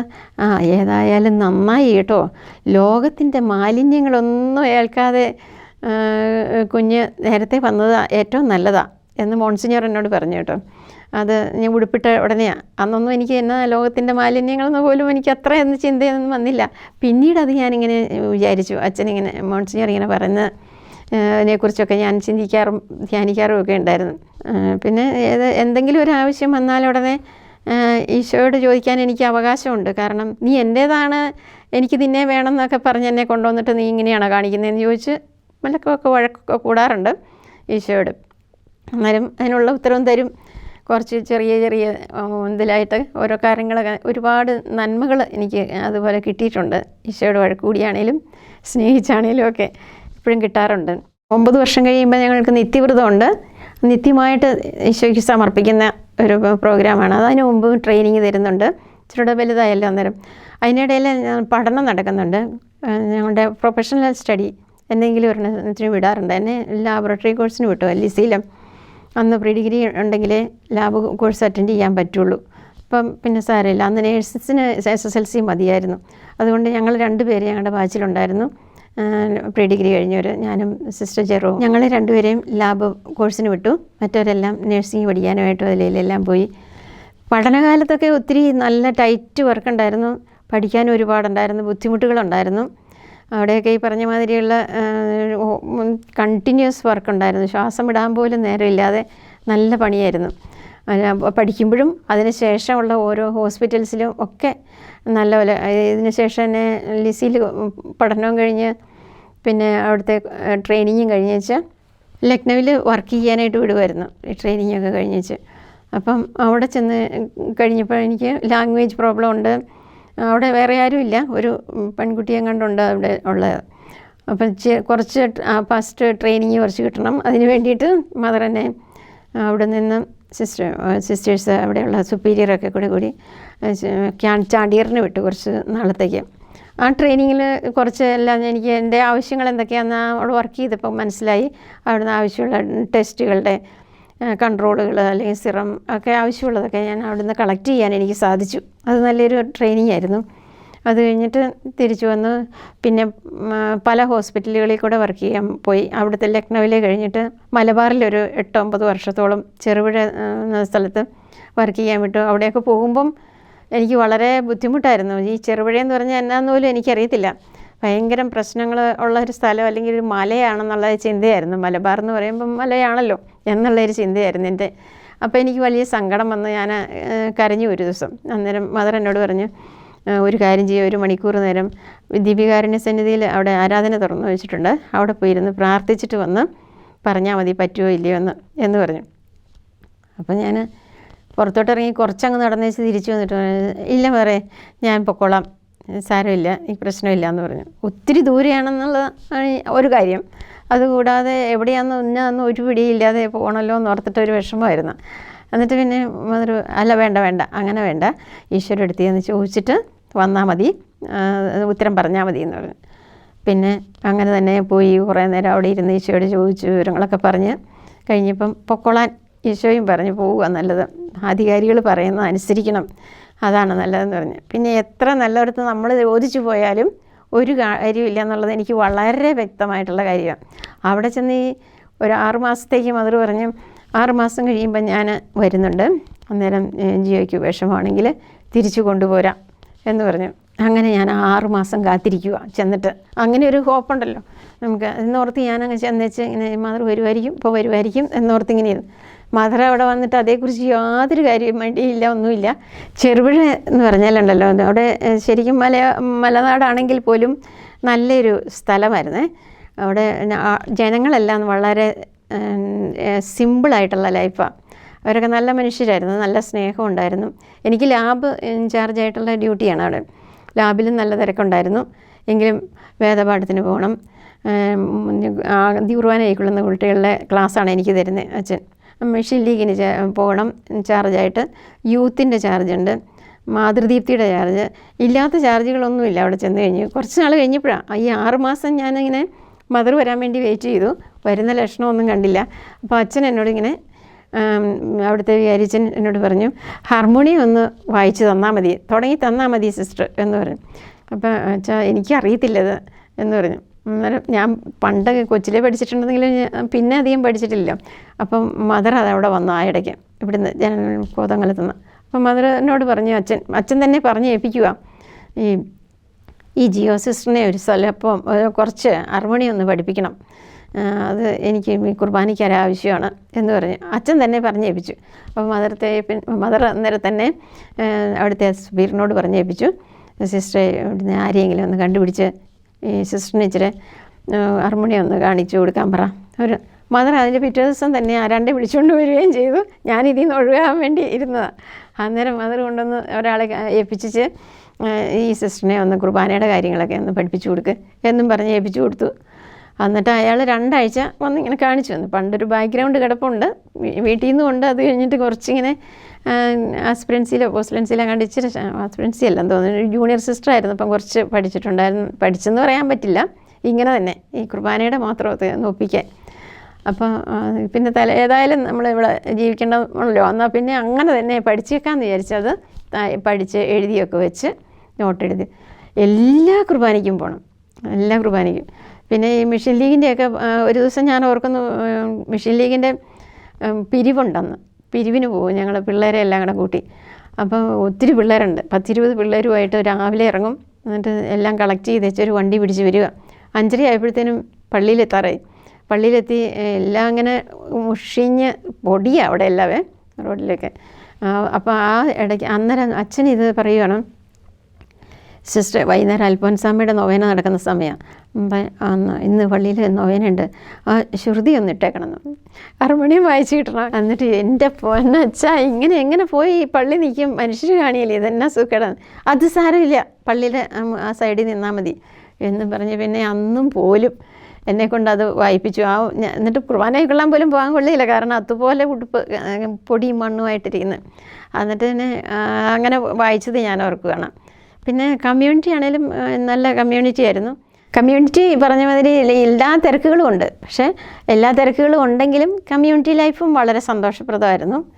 അത് എനിക്ക് ഇഷ്ടപ്പെട്ട ഒരു കമ്മ്യൂണിറ്റി ആയിരുന്നു. എല്ലാ കമ്മ്യൂണിറ്റികളും എനിക്ക് ഇഷ്ടപ്പെടുന്നുണ്ടായിരുന്നു. അതുപോലെ തന്നെ പുറത്തുള്ള മനുഷ്യരാണെങ്കിലും അധ്യാപകർ ഇപ്പോഴും ഈയിടെ ഞാൻ ജൂബിലിക്കായിട്ട്, ഗോൾഡൻ ജൂബിലിക്കായിട്ട്, ഞാൻ ജൂബിലിക്ക് എന്നതല്ല, ജൂബിലി ആ ഇടയ്ക്ക് എന്തിനോ ആവശ്യത്തിനും അവിടെ ചെല്ലേണ്ട വന്നപ്പം ഒരു ഉച്ച 3 മണിയോടുകൂടി അവിടെ ചെന്നപ്പോഴത്തേനും വൈകുന്നേരം 8 മണിയായപ്പോഴത്തേക്കും അവിടെ അന്നുണ്ടായിരുന്ന എല്ലാ അധ്യാപകരും, കുറേ പേരെല്ലാം വേറെ ഇടവകളിലായിപ്പോയി, എന്നിട്ട് പോലും അവരെ എല്ലാം കൂടെ അവിടെ അന്നുണ്ടായിരുന്ന ഹെഡ് മാസ്റ്റർ സാറ് വിളിച്ച് വരുത്തി ഒരു ഭയങ്കര ഗ്യാതറിങ്, ഒരു 10-13 പേര് 14 പേരോളം എത്തി അവിടെ ആ രാത്രിയിൽ. എന്നിട്ട് പിന്നെ അവർ ജൂബിലി സെലിബ്രേറ്റ് ചെയ്യാനായിട്ട് ഘോഷവും കേക്കും എല്ലാം മേടിച്ചുകൊണ്ടാണ് വന്നിരിക്കുന്നത്, വലിയ ആഘോഷവും ഒക്കെ വെച്ച് അവർക്ക് വലിയ അത്ഭുതമായിപ്പോയി. അവിടെ ഞാൻ ചെന്നത് അൺഎക്സ്പെക്റ്റഡ് ആയിട്ടായിരുന്നു ചെന്നത്. എന്നാലും അവർ ഇപ്പോഴും വിളിക്കുകയും കോണ്ടാക്റ്റ് ചെയ്യുകയും ചെയ്യുന്നുണ്ട് പലരും. അതുപോലെ തന്നെ സ്റ്റുഡൻസ് എൻ്റെ 3ാം ക്ലാസ്സിലൊക്കെ ആദ്യ കുർബാന കളിപ്പിച്ച സ്റ്റുഡൻറ്റ്, ആ കൊച്ചിൻ്റെ ഒരു കൊച്ച് ഇപ്പോഴും വിളിക്കും. ഒരു കല്യാണത്തിനും അതിൻ്റെ ആദ്യത്തെ കൊച്ചുണ്ടായപ്പോഴും അല്ലെങ്കിൽ അതിൻ്റെ ആ മുദിസായും എല്ലാം വിളിച്ച് പറഞ്ഞുകൊണ്ടിരിക്കുന്നുണ്ടായിരുന്നു. ഇപ്പം കൊച്ചുങ്ങളെല്ലാം വലുതായി എങ്കിൽ പോലും SSLC പരീക്ഷയാണ്, പ്രാർത്ഥിക്കണം, എല്ലാ കാര്യങ്ങളും ആ കൊച്ച് ഇപ്പോഴും വിളിക്കുന്നുണ്ട്. അതുപോലെ കുറച്ച് പേരുണ്ട് അങ്ങനെ വിളിക്കുന്നവർ. 25 വർഷം ലാബിൽ വർക്ക് ചെയ്ത് കണ്ടിന്യൂസ് വർക്ക്. അത് കഴിഞ്ഞപ്പോൾ ഞാൻ ഓർത്ത് എന്നാണേലും മരണം വരെ ഇത് എനിക്കിഷ്ടപ്പെട്ടു ലാബിലെ വർക്ക്. അതുപോലെ കണ്ണ് കാണാവുന്നിടത്തോളം നാളെ അവിടെ ചെയ്യാൻ പറ്റുള്ളൂ. അപ്പോൾ അതുവരെ ഞാൻ എൻ്റെ മനസ്സിലിങ്ങനെ ഓർത്തു, അതുവരെ ഞാൻ ഏതായാലും ഇനി ലാബ് തന്നെ ചെയ്ത് ജീവിക്കാം, വേറെ എങ്ങും എനിക്ക് വേറെ ഒന്നും വേണ്ട, അതിൽ വലുതാകും വേണ്ട, ഒന്നും വേണ്ട, ഇത് മാത്രം മതി എന്ന് വിചാരിച്ച് എൻ്റെ മനസ്സിൽ ഞാൻ കരുതിയിരുന്നു. അന്നേരം ഉണ്ട് മദർ എന്നെ വിളിച്ചു. മദർ ധന്മരിന്ന് വിളിച്ചിട്ട് പറഞ്ഞു, ജിയോ ഒരു ഈ പിള്ളേർ മഠത്തിൽ ചേരാൻ വരുന്ന കാൻഡിഡേറ്റ്സിനെയൊക്കെ ട്രെയിൻ ചെയ്യാനായിട്ടുള്ള ഒരു ആൾ വേണം നമുക്ക്. അതുകൊണ്ട് ജിയോ ഒരു കാര്യം ചെയ്യണം, ഇവിടെ ഒരു തിയോളജി കോഴ്സിനൊന്ന് പോവുക ആദ്യം ബേസിക്കായിട്ട്. അപ്പോൾ ഇതിന് ഒരു ഫോർമാറ്റേഷൻ തിയോളജി കോഴ്സിനുള്ള ഒരു ആപ്ലിക്കേഷൻ ഫോം എൻ്റെ കയ്യിലേക്ക് തന്നിട്ട് പറഞ്ഞു, ഇത് ഫില്ല് ചെയ്ത് അയക്കണം എന്ന് പറഞ്ഞു. അപ്പോൾ എൻ്റെ മദർ എനിക്ക് ഇതൊന്നും അറിയത്തില്ല, ഇങ്ങനെ പറഞ്ഞാൽ ഞാൻ ഈ ലാബ് ചെയ്തുകൊണ്ട് ജീവിച്ചോളാം എന്നൊക്കെ പറഞ്ഞു. പക്ഷേ മദർ പറഞ്ഞപ്പം പിന്നെയും പറഞ്ഞപ്പം പിന്നെ ഞാൻ സമ്മതിച്ചു. തിയോളജി കോഴ്സിനായിട്ട് ഗോവയ്ക്ക് വിട്ടു. അവിടെ പോയി തിയോളജി കോഴ്സ് കഴിഞ്ഞപ്പം കഴിയുന്നതിന് മുമ്പേ, എക്സാമൊക്കെ തീരുന്നതിന് മുമ്പേ തന്നെ അടുത്തൊരു കോഴ്സിൻ്റെ ഉള്ള ആപ്ലിക്കേഷൻ ഇങ്ങോട്ട് അയച്ചു തന്നിട്ട് പറഞ്ഞു, ഇത് അവിടുന്ന് തന്നെ അയക്കണം, അതിൻ്റെ ടൈം കഴിഞ്ഞു പോകും. എന്താ അത് ഫോർമാറ്റേഴ്സ് കോഴ്സിനെ ഉള്ളതാണ്. അപ്പം ഞാൻ പറഞ്ഞു, ഇത് ഞാനെങ്ങനെ ഇത് ചെയ്യുന്നത്, ഇതെനിക്ക് ഒട്ടും പറ്റിയല്ല എന്ന് പറഞ്ഞ് മദറിനോട് ഞാൻ പറഞ്ഞു, അത് സാരമില്ല എന്ന് പറഞ്ഞപ്പോൾ അവിടുത്തെ സിസ്റ്റർ, എൻ്റെ മിസ്ട്രസ്സായിരുന്ന ഡയറക്ടേഴ്സ് ഉണ്ടായിരുന്നു, ഈ തിയോളജിയുടെ ഡയറക്ടേഴ്സ്, ഒരു UMI സിസ്റ്ററായിരുന്നു. ആ സിസ്റ്റർ എന്നോട് പറഞ്ഞു, ജിയോ you can do it, you do it എന്ന് പറഞ്ഞിട്ട് പുള്ളി ഹെൽപ്പ് ചെയ്ത് അതെല്ലാം ആപ്ലിക്കേഷനെല്ലാം അയക്കാനും നിനക്കെല്ലാം ചെയ്യാൻ പറ്റും എന്നൊക്കെ പറഞ്ഞ് ഞാൻ പറഞ്ഞു. എനിക്ക് ഒത്തിരി വിഷമമായിട്ട് ഞാൻ ആ സിസ്റ്ററിനോട് എന്ന് പറഞ്ഞു, ഇങ്ങനെയൊക്കെ മദർ പറയുന്നുണ്ട്. ഞാൻ അത് അന്നേരം സിസ്റ്റർ പറഞ്ഞ്, നിനക്കെല്ലാം ചെയ്യാൻ പറ്റും, നീ വിഷമിക്കണ്ട, അത് ചെയ്യാം, ദൈവത്തിൽ ആശ്രയിച്ചാൽ മതി, കഴിവുകളൊക്കെ ഉണ്ട് എന്നൊക്കെ പറഞ്ഞ് എന്നെ എൻകറേജ് ചെയ്തു ഒത്തിരി പുള്ളിക്കാരത്തി. അപ്പോൾ പിന്നെ ഞാൻ ആപ്ലിക്കേഷൻ അയച്ചു, മദർ ഇവിടുന്ന് പറഞ്ഞതല്ലേ എന്നിടത്ത് ആപ്ലിക്കേഷൻ അയച്ചു, എനിക്ക് കിട്ടുകയും ചെയ്തു. അവിടുത്തെ തീർന്ന പാടെ ഇവിടെ വന്നിട്ട് ആലപ്പുഴ ഫോർമാറ്റേഴ്സ് കോഴ്സിന് അറ്റൻഡ് ചെയ്യാനായിട്ട് പോയി. അതും കഴിഞ്ഞ് തിരിച്ചു വന്നപ്പോൾ പിന്നെ ഫോർമേഷനിലായി. അടുത്തൊരു മീറ്റിംഗ് കഴിഞ്ഞപ്പം സുപ്പീരിയേഴ്സ് എല്ലാവരും കൂടെ തീരുമാനിച്ചു, നോവിസ് മിസ്ട്രസ്സായിട്ട് നോവിഷ്യറ്റിൽ ഈ ഫോർമേഷനിൽ വരുന്ന കുട്ടികളെ പരിശീലിപ്പിക്കുന്ന ഒരു ഇതുണ്ട്, ഒരു വർഷത്തെ. അങ്ങനെ ഞങ്ങൾ ഒരു 6 വർഷം ഉണ്ടായിരുന്നു. അപ്പോൾ ആ പിള്ളേരുടെ കൂടെയുള്ള ആ ജീവിതവും എന്നെ കുറേ കൂടി അങ്ങനെ നല്ലതായിട്ടൊരു സന്തോഷമായിട്ട് വളരുകയും ഒക്കെ ചെയ്യാനായിട്ട് ഒരു സാഹചര്യം ഉണ്ടായിരുന്നു. അത് ഏറെ സന്തോഷപ്രദമായിട്ടുള്ളൊരു ജീവിതമായിരുന്നു. അതിനുശേഷം പിന്നീട് പ്രൊവിൻഷ്യൽ കൗൺസിലറായിട്ട് എലക്ട് ചെയ്തു. അങ്ങനെ ഒരു 3 വർഷത്തോളം അവിടെയായിരുന്നു പ്രൊവിൻഷ്യൽ ഹൗസിൽ. അതിനുശേഷം പിന്നെ 2 ഹൗസുകളിലായിട്ട് സുപ്പീരിയറായിട്ട് വർക്ക് ചെയ്യേണ്ടതായി വന്നു. പിന്നീട് ലാബിലേക്ക് പോകാൻ ഒരു ചാൻസ് ഉണ്ടായില്ല. അതുകൊണ്ട് അതോടുകൂടി ഈശോ പറഞ്ഞത് ഇതാണെങ്കിൽ ഇത് നടക്കട്ടെ എന്ന് ഓർത്ത് ഫോർമേഷൻ്റെ പല ഭാഗങ്ങളിലായിട്ട് പല വിധത്തിൽ വർക്ക് ചെയ്യാൻ ഇടയായി. സന്യാസം എന്ന് പറഞ്ഞാൽ ഏതായാലും സുഖവും ദുഃഖവും ഒക്കെ ഉണ്ട്, അത് ഏതായാലും ഉണ്ട്. അതറിഞ്ഞുകൊണ്ട് തന്നെയാണല്ലോ നമ്മൾ കോൺവെൻറ്റിലേക്ക് വരുന്നതും. ഈ കാലത്ത് ഒത്തിരി പ്രശ്നങ്ങളൊക്കെ നടക്കുന്നുണ്ട്, എല്ലായിടത്തും ഉണ്ട്. എങ്കിൽ പോലും ഉള്ളിലൊരു നല്ല ആനന്ദമുണ്ട്. ഈശോയുമായിട്ടുള്ള ആ ബന്ധം, ഇൻറ്റിമസി ഉണ്ടല്ലോ, കർത്താവിനോടുള്ള ആ ബന്ധത്തിൽ നിന്നാണ് നമ്മുടെ ജീവിതം മുന്നോട്ട് പോകുന്നതെങ്കിൽ നമുക്ക് ആനന്ദം തന്നെയാണ്. കുരിശുകളുണ്ടാകും, വേദനകളുണ്ടാകും, ത്യാഗങ്ങൾ ഉണ്ടാകും, എല്ലാം ഉണ്ടാകും. എങ്കിൽ പോലും ഈശോയോടുള്ള ആ ബന്ധം നമുക്കുണ്ടെങ്കിൽ നമുക്ക് തീർച്ചയായിട്ടും ഉള്ളിൽ ആനന്ദം ഉണ്ടാകും. എല്ലാം നഷ്ടപ്പെട്ടു എന്നുള്ളൊരു ചിന്തയോ അല്ലെങ്കിൽ അയ്യോ ഞാൻ അവർക്ക് അടിമയായി പോയെന്നോ അങ്ങനെയുള്ള ചിന്തകളൊന്നും ഇപ്പോഴേ പിള്ളേർക്കൊക്കെ ഉണ്ടെന്ന് തോന്നുന്നു. ഇങ്ങനത്തെ അനുസരണം എന്ന് പറഞ്ഞപ്പോൾ ഞാൻ അന്ന് പറഞ്ഞല്ലോ, ഒരു ചെറുപുഴയ്ക്ക് പോകാൻ പറഞ്ഞു, മലബാറാണ് പറ്റിയല്ല, അല്ലെങ്കിൽ ഫോർമേഷനിലേക്ക് പോകാൻ പറഞ്ഞു, അതും എനിക്ക് പറ്റിയല്ല എന്നും പറഞ്ഞിരുന്നെങ്കിൽ, പക്ഷേ അതിനേക്കാൾ വേറൊരിടത്ത സ്ഥലം മദർ എനിക്ക് തരും എവിടെയെങ്കിലും. പക്ഷേ അതിതിനെ എത്രയും പറ്റുമെന്ന് എനിക്ക് ഒരിക്കലും തോന്നുന്നില്ല. ആ ചെറുപുഴ 6 മാസം കഴിഞ്ഞ് നിന്നത് 9 വർഷമാണ്. ആ 9 വർഷം കഴിഞ്ഞ് വരുമ്പം കഴിഞ്ഞ് ട്രാൻസ്ഫറായിട്ട് പോരുമ്പം അവിടെ ഭയങ്കര കൂട്ടക്കരച്ചിലായിരുന്നു. അതുപോലെയുള്ള അനുഭവം എനിക്കും സങ്കടമായി, അവർക്കും സങ്കടമായി, എല്ലാവരും വിഷമത്തിലായി പോരുന്നതിൻ്റെ. അത്രയ്ക്കൊരു ബന്ധം അവരോടുണ്ടായിരുന്നു. അതുപോലെ അത് അധികാരികൾ പറയുന്നിടത്ത് നമ്മൾ പോവുകയാണെന്നുണ്ടെങ്കിൽ അങ്ങനെയുള്ള അതാണ് ഏറ്റവും നമുക്ക് അനുയോജ്യമായിട്ടുള്ള സ്ഥലം. നമ്മളൊരു സ്ഥലം പറഞ്ഞ് എനിക്ക് അവിടെ വേണ്ട, മറ്റൊരിടത്ത് പോകണമെന്ന് പറഞ്ഞ് പോകാമായിരുന്നു, എനിക്ക് വിട്ടേനെ മാത്രം. പക്ഷേ അതുകൊണ്ടൊരു ഫലമൊന്നുമില്ല. അധികാരികളെ അനുസരിച്ച് അവർ പറയുന്ന നമുക്ക് എന്തെളുപ്പമെന്നറിയോ ജീവിതം പറഞ്ഞനുസരിക്കുന്ന അങ്ങ് പോവുകയാണെങ്കിൽ നമ്മുടെ മനസ്സാക്ഷി അനുസരിച്ച് നമ്മളങ്ങോട്ട് പോകുന്നു. ദൈവം അനുവദിക്കുന്നതനുസരിച്ച് നമുക്ക് ഓരോരോ സാഹചര്യങ്ങൾ തരുന്നു. ആ അനുസരണത്തിൽ പോവുകയാണെന്നുണ്ടെങ്കിൽ നമുക്ക് പകുതി പ്രശ്നങ്ങളേ ഇല്ല. അതിനകത്ത് എനിക്ക് ഏറ്റവും സന്തോഷം തോന്നുന്ന ഈ അനുസരണം തന്നെയാണ്. ബുദ്ധിമുട്ടില്ല എന്നല്ല. ഞാൻ പറഞ്ഞല്ലോ, അന്ന് ഞാൻ സങ്കടം വന്നു, അല്ലെങ്കിൽ വിഷമം വന്നു, ഇത്ര വലിയ ജോലി ഏറ്റെടുക്കണം, അല്ലെങ്കിൽ അങ്ങനെ ചെയ്യണം, വലിയ ഉത്തരവാദിത്വമാണെന്നുള്ളതൊക്കെ എനിക്കറിയാം. എങ്കിലും നമ്മൾ ഈശോയുടെ ഇഷ്ടമാണെങ്കിൽ എന്നിൽ നടക്കട്ടെ എന്ന് വിചാരിച്ച് ഞാനത് സ്വീകരിച്ചപ്പം എല്ലായിടത്തും എനിക്ക് എൻ്റെ ഈശോ കൂടെ ഉണ്ടായിരുന്നു. പ്രാർത്ഥനയിലാണേലും ഈശോ നമ്മളെപ്പോഴും നടക്കുമ്പോൾ ഓരോ കാര്യങ്ങളാണേലും ഈശോയോട് പറഞ്ഞുകൊണ്ടും ചോദിച്ചുകൊണ്ടും നടക്കുക. അന്നേരം നമുക്കത് എളുപ്പമായിട്ട് തീർക്കും. അന്ന് വളരെ പ്രഷ്യസ് ആയിട്ടായിരുന്നു ഈ ദൈവവിളികളുണ്ടായിരുന്നത്. ഉള്ളത് മാത്രമേ അങ്ങനെ പോകാറുണ്ടായിരുന്നുള്ളൂ. ഈ സാമ്പത്തിക ബുദ്ധിമുട്ടുകളെന്ന് പറഞ്ഞാൽ ഞങ്ങളുടെയൊക്കെ കാലത്ത് പറഞ്ഞാൽ ആരും തന്നെ സാമ്പത്തിക ബുദ്ധിമുട്ടുള്ളവരല്ലായിരുന്നു അന്ന് വന്നത്. ധാരാളം പറമ്പും കാര്യങ്ങളും എല്ലാ തരത്തിലുള്ള സൗകര്യങ്ങളൊക്കെ ഉള്ളവർ തന്നെയാണ് കോൺവെൻറ്റിലേക്ക് പോയിക്കൊണ്ടിരുന്നത്. അത് ഒരു ഉൾവിളി പോലെയാണ്. നമുക്ക് ചിലപ്പോൾ ചാനലുകൾ പറയുന്ന കേൾക്കാം, മാതാപിതാക്കളുടെ നേർച്ചയാണ് ഇവരെ വിട്ടേക്കാം എന്ന്. ഒരിക്കലും അങ്ങനെ ഉണ്ടെന്ന് ഞാൻ സ്വപ്നത്തിൽ പോലും വിചാരിക്കുന്നില്ല, അങ്ങനെ ഒരു ചിന്തയുണ്ടെന്ന്. അത് കഴിഞ്ഞിട്ട് ഈ ട്രെയിനിങ്ങുകളെല്ലാം ഉണ്ടല്ലോ, ഇടയ്ക്ക് ആദ്യം മുതലുള്ള പരിശീലനങ്ങളും അതിൻ്റെ ഇടയ്ക്ക് ഇങ്ങനെയുള്ളവരെല്ലാം ഡ്രോപ്പ് ഔട്ട് ചെയ്ത് പോവും, വീട്ടിലേക്ക് പോയിക്കോളും. അത് ആ പഠനങ്ങളും പരിശീലനങ്ങളും എല്ലാം നടത്തുമ്പം അങ്ങനെ ദൈവവിളി ഇല്ലാത്തവരാണെങ്കിൽ, ഈശോ വിളിച്ചിട്ടില്ല എന്നുണ്ടെങ്കിൽ, വ്യക്തിപരമായിട്ടുള്ള ഈശോയുടെ വിളി നമുക്ക് ഇല്ല എന്നുണ്ടെങ്കിൽ നമ്മൾ തിരിച്ചു പോകും. അത് എന്തെങ്കിലും ഈ ട്രെയിനിങ് പീരീഡിലോ അല്ലെങ്കിൽ അത് കഴിഞ്ഞിട്ടും ചിലരെ പോകുന്നത് കാണാം.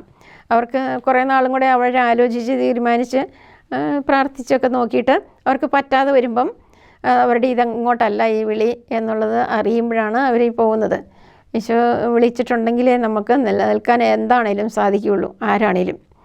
ഇപ്പോൾ വരുന്ന കുട്ടികളൊക്കെ ഈ 2 പേര് 3 പേരൊക്കെയുള്ള കുടുംബത്തിൽ നിന്നാണ് കുട്ടികളുള്ളത്. ഞങ്ങളുടെ കോൺവെൻറ്റിൽ തന്നെ 2 പെൺമക്കൾ മാത്രമുള്ളൊരു കുടുംബത്തിൽ നിന്ന് വന്നിട്ടുണ്ട്. അവർ 2 പേരും മഠത്തിൽ പോകുന്നു. ഇപ്പം പേരൻസ് മാത്രമേ ഉള്ളൂ വീട്ടിൽ.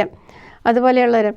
പക്ഷേ നേരത്തെ എന്ന് പറഞ്ഞാൽ കുട്ടികൾ ധാരാളം ഉണ്ടായിരുന്നതുകൊണ്ട് അങ്ങനെ അതിൽ നിന്ന് സെലക്ട് ചെയ്ത് പോകാനായിട്ട് കുഴപ്പമൊന്നും ഉണ്ടായിരുന്നില്ല. ഇപ്പോൾ ഈ 2 കുട്ടികളുള്ള കാരണം അവരെ ആരെയും ഇങ്ങനെ ഒന്നാമത്തെ അവർ വീട്ടിൽ എന്തെങ്കിലും ചെയ്തു കൊടുക്കാനുള്ള താല്പര്യം ഉണ്ടായിരിക്കും, പൈസയൊക്കെ ഉണ്ടാക്കേണ്ടത് ഇവരായിരിക്കണം.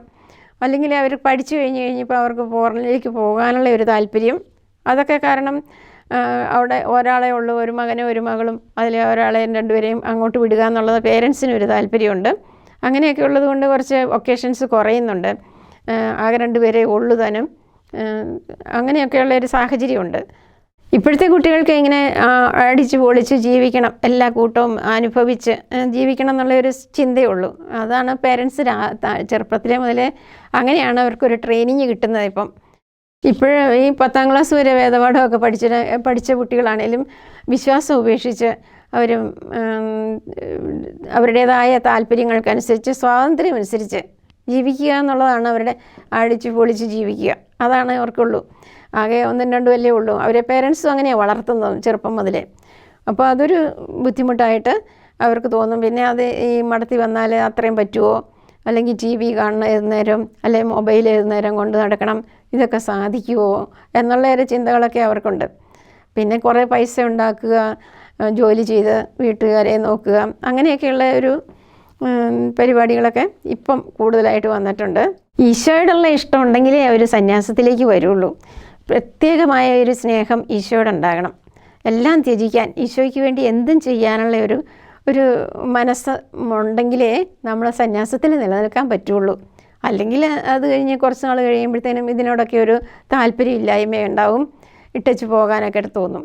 ഈശോയോടുള്ള ആ വ്യക്തിപരമായ സ്നേഹം ഉണ്ടാകണം ഓരോ വ്യക്തിക്കും, എങ്കിലേ അത് നിലനിൽക്കാൻ പറ്റുള്ളൂ. പണ്ട് കാലത്ത് ധാരാളം വെല്ലുവിളികളുണ്ടായിരുന്നു. അത് നമ്മുടെ പറഞ്ഞ മാതിരി ഒരു പേരൻസും അന്നൊന്നും വിടുകയില്ല. ഒന്നാമത്തെ കാര്യം, മഠത്തിലോട്ടോ അച്ഛനാകാനോ പോകണമെന്ന് പറഞ്ഞാൽ തന്നെ അവരത് സമ്മതിക്കുന്ന ഒരു കാലമല്ലായിരുന്നു അന്ന്. വളരെ സ്ട്രിക്റ്റായിട്ടുള്ളൊരു കാലഘട്ടമായിരുന്നു. പിന്നെ നമ്മൾ നിർബന്ധമായിട്ട് പറഞ്ഞും ഒക്കെയാണ് പോരുന്നത്. ആഴമായിട്ടുള്ള ഒരു ഈശോയോടുള്ള ഒരു സ്നേഹം ഉണ്ടെങ്കിൽ മാത്രമേ നമുക്ക് കോൺവെൻറ്റിലേക്ക് പോരാനോ അല്ലെങ്കിൽ അച്ഛനാകാൻ പോകാനോ ഒക്കെയുള്ള ഒരു സാഹചര്യം ഉള്ളൂ. അല്ലാത്തതൊക്കെ കുറച്ച് കഴിയുമ്പം പുറത്ത് പോകും. നമുക്കറിയാമല്ലോ, നമ്മൾ വായിച്ചിട്ടൊക്കെ ഉണ്ട്, കൊച്ചു ത്രേസ്യ പുണ്യവതി, അല്ലെങ്കിൽ ഫ്രാൻസിസ് അസീസി, അല്ലെങ്കിൽ ക്ലാര പുണ്യവതി, റോസ പുണ്യവതി ഒക്കെ. അവരൊക്കെ നല്ല സാമ്പത്തികം ഇല്ലാഞ്ഞിട്ടല്ല, ഞങ്ങളുടെ കാലത്താണേലും എല്ലാവരും തന്നെ വരുന്നത് സാമ്പത്തികമുള്ളവരായിരുന്നു. ഈ പുണ്യവതികളും പുണ്യവാന്മാരും ഒക്കെ ആയവരും ഇങ്ങനെയുള്ള തടസ്സങ്ങൾ ഏറെ നേരിട്ട്. ഫ്രാൻസിസ് അസീസിയുടെ ആണെങ്കിൽ അപ്പൻ അവനെ ഉപേക്ഷിച്ച് കളഞ്ഞു. എന്നിട്ട് പോലും ആ ഒരു വലിയ ഈശോയോടുള്ള സ്നേഹത്തിൽ നിന്ന് ആ ഫ്രാൻസിസിനെ ആരും അകറ്റാൻ പറ്റിയില്ല. ആ ഒരു തീക്ഷ്ണതയോടുകൂടി ഇറങ്ങി പുറപ്പെടുക ചെയ്ത് എല്ലാം ത്യജിക്കാൻ തയ്യാറായിക്കൊണ്ട്. അങ്ങനെയുള്ളൊരു അത് ഈശോയോടുള്ള സ്നേഹം കൊണ്ട് മാത്രമാണ് അങ്ങനെ വരുന്നത്. അല്ലാതെ ഒന്നും ഒരിക്കലും അത് നിലനിൽക്കാൻ പറ്റില്ല. അന്ന് ഇഷ്ടംപോലെ വെല്ലുവിളികളുണ്ടായിരുന്നു. പക്ഷേ ഈശോയോടുള്ള ആ സ്നേഹം അങ്ങോട്ട് മൂർധന്യത്തിൽ എത്തിക്കഴിയുമ്പോഴത്തേക്കും എന്തും ത്യജിക്കാനുള്ള ഒരു മനസ്സുണ്ടാവും നമുക്ക്. ഇന്ന് ഈശോയോടുള്ള സ്നേഹം, ഈശോ നമ്മളെ ആകർഷിക്കുന്നതും ഈശോയോടുള്ള സ്നേഹത്താൽ നമ്മൾ ആകർഷിക്കപ്പെടുന്നതും കുട്ടികൾ തിരിച്ചറിയുന്നില്ല. ഇന്ന് കുട്ടികൾക്ക് ദൈവവിളിയെക്കുറിച്ച് യാതൊരു ചിന്തയില്ല. അവർക്കത് തിരിച്ചറിയാനേ സാധിക്കുന്നില്ല. അവരുടെ മാതാപിതാക്കൾ അതിനൊട്ടും സഹായിക്കുന്നുമില്ല. അവരിൽ യാതൊരു പ്രോത്സാഹനവും ഒന്നുമില്ല ഇപ്പോഴത്തെ കാലത്ത്. അപ്പോൾ ഈ ഈശോയുടെ സ്വരം ശ്രവിക്കാനോ അല്ലെങ്കിൽ ഈശോയുമായിട്ടുള്ള ബന്ധം പുലർത്താനോ ഒന്നും അവർക്ക് സാധിക്കുന്നേ ഇല്ല. ചില വീടുകളിലുണ്ട് കേട്ടോ ഇപ്പോഴും, എന്നാലും ഒത്തിരി പേർക്കും അങ്ങനെ ഇല്ലാത്തതാണ്. അതാണ് ഇന്നത്തെ പ്രധാനമായിട്ടുള്ള വെല്ലുവിളി. കുടുംബത്തിൽ മക്കളില്ലല്ലോ, ആകെ 2 പിള്ളേരാണ് ഉള്ളത്. അത് ചിലപ്പോൾ 2 ആൺപിള്ളേരായിരിക്കും. ഒന്ന് ഉണ്ടെങ്കിൽ തന്നെ അതിനെ ഏതെങ്കിലും തരത്തിൽ പഠിപ്പിച്ച് പുറത്തേക്ക് വിടുക, അവിടെ പോയി ജോലി ചെയ്ത് അവിടെ കല്യാണം കഴിച്ച് അവരങ്ങനെ ജീവിച്ച് ആ കുടുംബം അതോടുകൂടി തീരുമായിരുന്നു. ഇവിടെയുള്ള പേരൻസ് 2 പേരും പ്രായമായി മരിച്ച് ആ കുടുംബം തീർന്നു പോവുകയായിരുന്നു. അങ്ങനത്തെ ഒരു അവസ്ഥയാണ് പ്രത്യേകിച്ച് നമ്മുടെ കത്തോലിക്ക കുടുംബങ്ങളിലൊക്കെ അങ്ങനെയാണ് നടക്കുന്നത്. അതുകൊണ്ട് ആ ഒരു കാരണവും വലിയൊരു പിള്ളേരില്ലാത്ത ഒരവസ്ഥ. ഉള്ള പിള്ളേർക്കാണെങ്കിലും ഇങ്ങനെ ഈശോയെക്കുറിച്ചോ അറിയാനോ അറിയണമെന്നോ അല്ലെങ്കിൽ അവർക്കൊരു താല്പര്യം പോലും ഇല്ല. അങ്ങനത്തെ ഒരു ചിന്തയേ ഇല്ല. ഇപ്പം നമ്മൾ പറഞ്ഞാൽ തന്നെ അവർക്ക് ഇൻട്രസ്റ്റ് ഇല്ല അങ്ങനത്തെ കാര്യങ്ങളിൽ. നമ്മളൊക്കെ ചോദിക്കുമ്പം ചിലപ്പോൾ പിന്നെ കുറച്ചൊക്കെ വിശ്വാസമുള്ളവരൊക്കെ താല്പര്യം ഉണ്ടെങ്കിൽ എങ്ങനെയാണെന്നൊന്ന് നോക്കാമെന്ന് ഓർത്തൊക്കെ വരുന്നവരൊക്കെ കാണും. ചുരുക്കം ചില സിസ്റ്റേഴ്സിൻ്റെ ജീവിത സാക്ഷ്യമില്ലായ്മ നമ്മൾ ഈ ടി വിയിൽ അതിനകത്തൊക്കെ കാണുന്നുണ്ടല്ലോ, മൊബൈലിൽ യൂട്യൂബിലൊക്കെ കാണുന്നതോ ഒക്കെ അവരുടെ മനസ്സിൽ പതിഞ്ഞിട്ടുണ്ടാവും. അതും പ്രധാനമായിട്ടുള്ളൊരു കാര്യം തന്നെയാണ് അല്ലേ. ഈശോയുമായിട്ടുള്ള ഒരു ബന്ധം, നല്ലൊരു ബന്ധം ഉണ്ടെങ്കിലേ അത് സാധിക്കുകയുള്ളൂ. അത് എനിക്ക് പറയാനുള്ളതിനേക്കാൾ അവർ ജീവിച്ച് കാണിക്കാൻ ഇഷ്ടം. നമ്മൾ ജീവിക്കുന്ന കണ്ടവർ അറിഞ്ഞോളും. എങ്കിലും ഇൻറ്റിമസി വിത്ത് ജീസസ് അതുണ്ടെങ്കിൽ യങ് സിസ്റ്റേഴ്സിനാണ് പറയാനുള്ളത്. അത് തന്നെയാണ് എനിക്ക്. അവർ ഈ വൈകിയ ഒരുപാട് ജൂബിലി ആകാനോ ഗോൾഡൻ ജൂബിലി ആകാനോ ഒന്നും നോക്കിയിരിക്കണ്ട. കൊച്ചു പ്രായത്തിലെ തന്നെ ഇപ്പം രജിസ്ട്രേഷൻ കഴിയുമ്പോൾ തന്നെ അന്നൊക്കെ നമുക്ക് നല്ല ആഗ്രഹമായിരുന്നു ഒരു വിശുദ്ധയാകണം. ചെറുപ്പത്തിലെ കൊച്ചു ജൂനിയർ സിസ്റ്റർ ആയിരിക്കുമ്പോൾ. അപ്പോൾ ആ ആഗ്രഹം ഇപ്പോഴെല്ലാവരുടെയും മനസ്സിലുണ്ടാവുമല്ലോ. രജിസ്ട്രേഷനൊക്കെ ആകുമ്പോൾ ഉടുപ്പിടിയിലൊക്കെ വരുമ്പോഴേ അത് കഴിഞ്ഞാൽ അതങ്ങോട്ട് വളർത്തിയെടുക്കാനായിട്ട്, അത് കെട്ടുപോകാതെ നശിച്ചു പോകാതെ ഈ പഠനത്തിൻ്റെ ജ്വരത്തിലോ അല്ലെങ്കിൽ വലിയ ആളാകാനുള്ള താല്പര്യത്തിലോ നടക്കാതെ ആ സമയങ്ങളിലെല്ലാം ഈശോയുമായിട്ടുള്ള ഒരു ബന്ധം മുറുക്കാൻ ഊട്ടി ഉറപ്പിക്കാനായിട്ടുള്ളൊരു ഒരു സാഹചര്യം ഉണ്ടാകണം. അത് നമ്മൾ തന്നെ ഓരോരുത്തരും വ്യക്തിപരമായിട്ടത് സമ്പാദിച്ചെടുക്കണം എന്നുള്ളതാണ് എനിക്ക് പറയാനുള്ളത്. ആ സ്നേഹവും വിശ്വാസ ജീവിതം, ഈശോയിൽ വിശ്വാസം ഉണ്ടെങ്കിലല്ലേ നമുക്ക് അങ്ങനെ ജീവിക്കാനായിട്ട് പറ്റുള്ളൂ. ആ വിശ്വാസം വേണം. പിന്നെ ഒരു എളിയ മനോഭാവം ഉണ്ടായിരിക്കണം. ഈശോ നമ്മളെ പഠിപ്പിച്ചതും അത് തന്നെയാണല്ലോ. യുവജനങ്ങളോട് എനിക്ക് പറയാനുള്ളത് ഒരു കാര്യം, നിങ്ങൾ ഈ ഓടി അരച്ച് നടന്ന് ജോലി ചെയ്യുകയും പഠിക്കുകയൊക്കെ ചെയ്യുന്നതിൻ്റെ ഇടയിലും അല്പസമയം ഈശോയുടെ അടുത്ത് ചെന്ന്, നമ്മുടെ ബെസ്റ്റ് ഫ്രണ്ടാകണം ഈശോയുടെ അടുത്ത് ചെന്നിരുന്നിട്ട് എൻ്റെ വിശേഷങ്ങളെല്ലാം ഈശോയോട് പറയണം. അതുപോലെ തന്നെ ഈശോയ്ക്ക് എന്നോട് എന്നാ പറയാനുള്ളതെന്ന് ശ്രവിക്കണം. അങ്ങനെ ഓരോ കാര്യങ്ങളും ഓരോ ദിവസവും ഒരല്പസമയം അതിനു വേണ്ടി ചിലവഴിക്കണം. ഒരു 5-10 മിനിറ്റെങ്കിലും കാലത്തെയോ വൈകുന്നേരം ഏതെങ്കിലും ഒരു സമയത്ത് സ്വസ്ഥമായിട്ടിരുന്നുകൊണ്ട് ഇന്നത്തെ എൻ്റെ ജീവിതം ഇങ്ങനെയായിരുന്നു എന്ന് ഈശോയോട് പറയുക. നമ്മൾ നമ്മുടെ ബെസ്റ്റ് ഫ്രണ്ടിനോട് ഇങ്ങനെ പറയുമല്ലോ, അതുപോലെ തന്നെ എല്ലാ കാര്യങ്ങളും ഈശോയോട് ചെന്ന് പറയുകയും ഈശോ എന്താണ് എന്നോട് പറയുന്നതെന്ന് കേൾക്കുകയും ചെയ്യുക. അതനുസരിച്ച് മുന്നോട്ട് പോവുകയാണെങ്കിൽ നമുക്ക് വളരെ സന്തോഷകരമായിട്ട് ജീവിക്കാൻ പറ്റും. വേദനകളില്ലെന്നല്ല, ദൈവവിളി എന്താണെന്നുള്ളത് നമുക്ക് തിരിച്ചറിയാനും പറ്റും. ഈശോയെ കേൾക്കണം. ഈശോ പറയുന്നുണ്ട് നമ്മളോട് ഓരോന്ന്. Thank you.